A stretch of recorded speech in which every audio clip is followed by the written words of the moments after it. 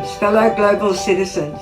My name is Dr. Patricia Jenkins, President of the United Nations Association of Australia, New South Wales, and it is my pleasure to welcome you to our Peace Perspective video, which is part of our special celebrations of the United Nations International Day of Peace. Peace is also central to achieving the UN 2030 Agenda and associated 17 Sustainable Development Goals.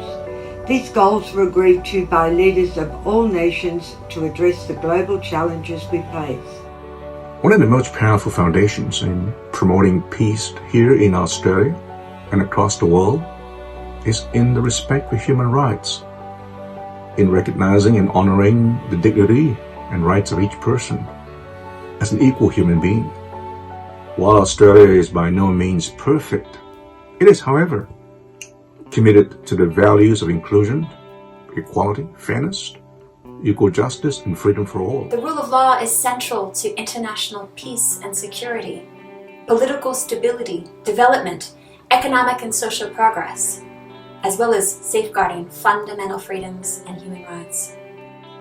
We can all have different views, we can all come from different places in the world, and we can all look different as well. But in the end, we're born free and equal in dignity and rights, and we are all the same as human beings. For me, that's a world that builds security without nuclear weapons.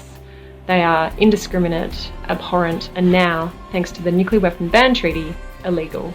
The Uluru Statement from the Heart represents an opportunity rarely given to nations, an opportunity to reimagine and remake ourselves and our identity. We must seize this opportunity by giving Aboriginal and Torres Strait Islander peoples a voice to Parliament protected in the Constitution. We must strike agreements or treaties amongst First Nations. As we stare down a global pandemic. But I hope we can use this time to reflect on how we can emerge from a crisis to become a stronger, more compassionate and more peaceful nation. Let's truly be the land of the fair go, because when we strive for equity and justice, we're reaching for peace. Without equity, there can be no peace, and without peace, we won't, as a society and as a world, be able to muster the collective energy we need to address the really deep challenges, like climate change and providing health for all, that the world currently faces. Peace starts and ends with a commitment to the great call of the UN Sustainable Development Goals, to leave no one behind. Climate action is critical to the pursuit of peace. Australia listened to the scientists when it came to COVID-19, and we must listen to them now when it comes to the climate emergency we're facing.